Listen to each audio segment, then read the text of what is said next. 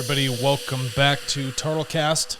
We want to talk about our lake house in the Hamptons. Jason was just telling me about his dream of having a lake house in the Hamptons. No, not the Hamptons. Yeah. I can't live there. Washington State. You can share your dream with the world. Yeah. I just have a lake house, Washington State, have family come over, bonfires, kayaks. I love that. It's fun on the lake. Fishing, whatever. You know, lake is it's an efficient form of life. You got your water, and then outside of the water, you got your land. Yeah. You know, you got to get everything right there. All for Yeah, you. and then a lot of people have it, where they have these huge windows. Yeah. So you feel like you're still a part of it all. It's which is nice. Inside. If you need some firewood, go cut down a tree. Mm-hmm. Maybe one that's slightly rotting. There's like a infestation. Well, Washington State, everybody does that in a good way. You can literally walk through the woods and see fallen trees, and it helps the environment by cleaning those fallen, up. It's called fell. Yeah, fell. Yeah. It's not falling or fallen. I fell a tree. Yeah, what do you mean you but you'll fell see a them tree? like hanging over like this. Yeah. So you come up and you clean everything, and you get good so firewood. there's tons of great. There is no better heat than a wood fireplace. When you got it radiates with your body. I don't know what it is. So nice. I love them. I love them. The it Amish make some nice ones. Yeah, I've saw that. That's why I have to get one of those. I'm a sucker for fire, dude. I am too. Like wood stove, just all the time. Wood stoves, and what I really like is they in Russia they got this interesting design where on the bottom floor they have a wood-fired stove, and it's brick, and it's got this mat, and it's got a huge flume, and then essentially the chimney runs through the center of the house, but it's open format, and it's layered underneath all the beds in the sleeping areas. That's perfect. So it heats the entire house internally, so it can be like -30 out, and then you can also do your cooking where you remove like the iron disc to get your spacing to release. Well, they even had that. What was those things that you put fire in on the bottom? They had them in kitchens and stuff like that, and they're really narrow. But you could put a fire in there and then cook on top of it. That's what I'm talking about. Yeah, and it had a small little... It was a blend of that with the chimney, and it heats the whole house. Yeah, that's amazing. So cozy. Dude, it was like... Because we had a wood stove when I lived in Washington State. And I would cut 8 cords of wood every year. I love it. And I literally, once I figured out the stove, like I studied the stove and got like all the drafts figured out perfectly. That. Yeah, dial it in. And so once you got a nice bed of coals... on the bottom. All you got to do is just barely open the door and then put one piece on it. And then I got a stove that would hold, I could almost take like this, I don't know if people can see it, this big of a log. Yeah. Not even split, and put it in there, and it would last all day. That is my favorite. And you would see I got it where it'd be like perfectly, and then the flames would just slowly flicker. Oh, and it's just awesome. Radiating this. I mean, you'd get to I'd be like, holy smokes, we got to open a door. Yeah, like it's getting hot in here. Yeah. I love that. I love the whole event. I know we're a little off topic. I love the whole event of the manual labor of chopping wood. Yeah. Oh, there's something better. Yeah. Something just that sort of manual task. Yes. Yeah. Feels so good. It's probably I do a lot of thinking all the time, and I think it's like a nice balance for me to go out and just wow, I just blasted that piece of wood in half. 2 things I love being on a tractor. And like tilling the ground and stuff like that. Tractors are so much fun. Tractors are fun. Yeah. And it's that same thing. You're just kind of watching, moving the levers. Yeah.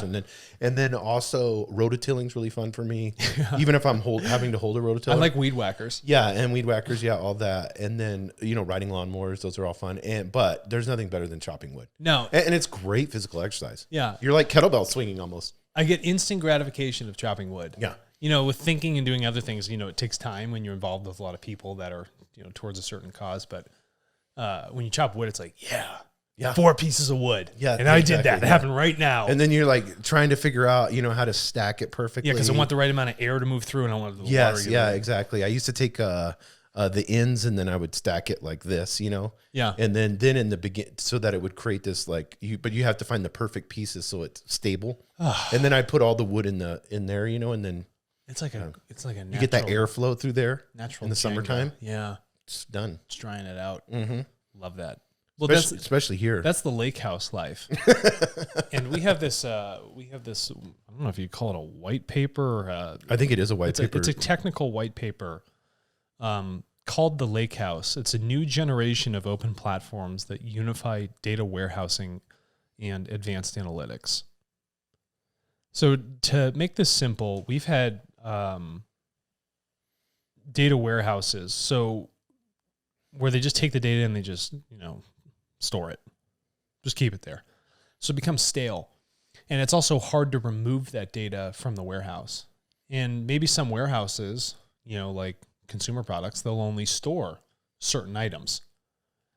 So in the early days of business intelligence in those systems that want to come to some sort of analytical understanding of data, they were limited by the type of file formats, unstructured data, things like video, audio, things of that nature that were, being stored. And the things that were stored were very stale and difficult to get out of the warehouse. So in terms of moving data from point A to point B, so from storage to analysis, there was so much work that had to occur at such a high cost, engineering cost, storage cost, everything, just so a company that was using data for business intelligence could actually get that data to do something intelligent.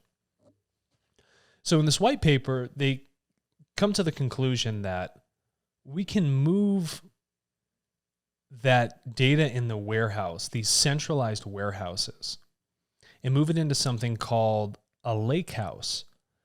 And this lakehouse has, what they've done is, in the process of moving this data falls in this thing called an ETL. It's an exchange transfer load. So what you're doing is you're moving the data from point A to point B. It's going to process it there, shift it over. It's going to funnel it, clean it up, and then send it to the end game, which is the business intelligence system. The Lakehouse figures that if we take this information in unstructured data and we put the exchange transfer load, so essentially the algorithm that typically sat outside of it that needed to filter things coming out of a data warehouse, we'll put the filtering algorithm inside the data lake. So it can actively manipulate and filter through unstructured data that was typically difficult to search and query on the old data warehouses. And we can do that right there in the lake and then immediately remove it in an efficient format through some sort of file API, which is a programming interface. So I'm going to have a special tube sucking water out of the lake or sucking my data out of the lake.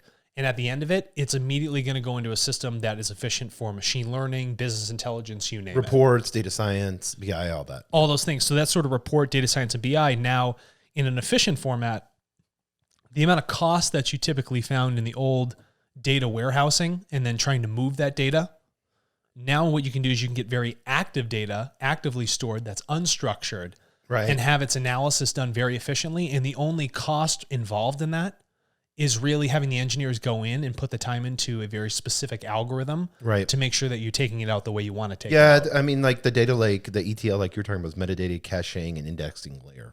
Yeah. And so what they do is that the lake embeds all of that into this ETL. And so the lake house is holding it, right? And you can do all that exchange, transfer, and load without the inefficiency of a warehouse. And a lot of the companies that do focus on big data, and it talked about this in the white paper, and this is a very important point, is that 86% of analysts use out-of-date data, and 62% of companies, Fortune 500, report waiting on engineering resources numerous times per month, because the older systems required engineering and re-engineering to take new types of data and move it back and forth or to certain points before it came to a point of analysis. And so what they figure is that now analysts can use data that is real-time, raw, unstructured, pull it right out of the data lake where it's being cleaned up with that ETL algorithm, and then take that and immediately start to derive answers or put it into a machine learning process. Yeah, and one of the things that they talk about is how good of a fit it is for the cloud environments. Yeah, because this is good for cloud environments because the efficiency of processing. So you have a lot of different types of storage. So like Amazon S3, it's more of like an active storage platform. Or how do I put this? How do I put this in a good metaphor? If you're on Gmail, you can delete an email. You can just keep it in the inbox, or you can archive it. An archive is like putting something, you're not deleting it, but you're putting it into like cold storage. We're not going to touch it for a very long time, but I want it there, but it requires very little processing power for it to be stored, and you can use high amounts of compression on it for saving space. So it's very efficient to archive something. Deleting it just wipes it all together from the disk. So when you apply the Lakehouse format of having everything embedded with ETL and all the algorithms and everything against that raw unstructured data, there's benefits to it because you have the efficiency of using these cloud-based systems and their storage and efficiently pulling that data out of storage. So it's almost like you're doing all the front end work with the data ahead of time before it's pulled out. And cloud computing offers that availability and that flexibility, and the architecture of the Lakehouse itself increases that efficiency for machine learning programs that are applied to, cloud storage and cloud processing. Yeah, and they were talking about, I like the word in and of itself, Apache Iceberg, which started at Netflix, and how they were taking billions of objects, putting them per table. Yeah. And then being able, because you got to think about it. I mean, Netflix out of anyone, because I'm going to get real practical here. Netflix out of anyone, I mean, you're streaming in HD. Yeah. Probably 1080 or higher, I would imagine. I mean, the amount of data that Netflix has to store. Yeah. And then to move something into compression and out of compression. Yes. Because you have to efficiently push all that data through a pipe. So it has to be compressed, but then your codec, how it's actually being read, that video format, has to be efficient for decompressing it. So you still maintain the HD and the image quality. And so when you look at these lakehouses, you have the preservation of that data, but being able to actively manipulate it and move it at a very efficient cost. The architecture isn't the two-tier complex architecture that we typically found with data warehouses before it got to the end of a business intelligence system. It's less complicated. It just kind of does everything in one single bundle. And so the efficacy of this white paper is saying that we can increase the efficiency of this separation of storage and computation, and we can make it cheap and effective for anyone that's using a machine learning application or business intelligence. Yeah, and I think caching strategies, and they talked about that in here, for like the future direction. They have a section on future directions and alternative designs. And, this directly accessible open format for next generation workloads. And they're saying this is the research problem. Yeah, the research problem is the proper mobilization of data that companies actually have. They don't have the ability to mobilize it properly into systems that can give them effective answers or other types of algorithms through machine learning to derive, some sort of state that they're looking for. Yeah, and I love the questions. This is why I like the paper so much at the end, and I think a lot of papers should do this. They said that, hey, we need more research on this, and then they said research questions and implications. And one of them was, are there other ways to achieve the Lakehouse goals? Which I think is great. Anytime somebody builds something. Yeah, they're challenging it. Yeah, they're challenging their own thing that they built, which is great. And then second was, what are the right storage formats and access APIs? And then in conclusion, what they talked about here is, and this is really interesting, we've argued that a unified data platform architecture that implements data warehousing functionality over open data lake file formats can provide, and this is a key word, competitive performance with today's data warehousing systems and help address many of the challenging facing data warehouse users. Yeah, so we employ a lot of data warehousing. We did a podcast on real estate investment trust doing a lot of stuff into data centers. Yes. But the point here is that when the data warehouse begins to adopt an architecture that is efficient for engineers and efficient for the business in terms of cost and delivery time, that the Lakehouse on top of your data warehousing can really improve, overall everything that's happening as a strategy. So decreasing that data staleness, less of a reliance on engineering to come back in and re-engineer something is of a massive benefit. And it gives you that blend of performance and management of the data itself. Data lakes. And that's the data lake, right? Yeah. And you building your lake house. Yes, exactly. That's the future vision. The future of TARTLE. So TARTLE.co. Yeah. Sign up. If you want to get started, I mean, we employ a lot of things through Amazon with their S3 and data storage. So it's nice to see the forward thinkers of how this efficiency in terms of that storage, security, and manipulation of that data can actually happen. Yeah, and if anybody wants to read the article, it's on cidrdb.org. Yeah. So it must be an organization. Yeah. cidrdb.org. And again, it's called Lakehouse, a new generation of open platforms that unify data warehousing and advanced analytics. We'll give a shout out to the authors here. Michael Armburst, Ali Godsey, Reynold Zinn, and Matai Zaharia. Then they're a part of Databricks, UC Berkeley, and Stanford University. Awesome.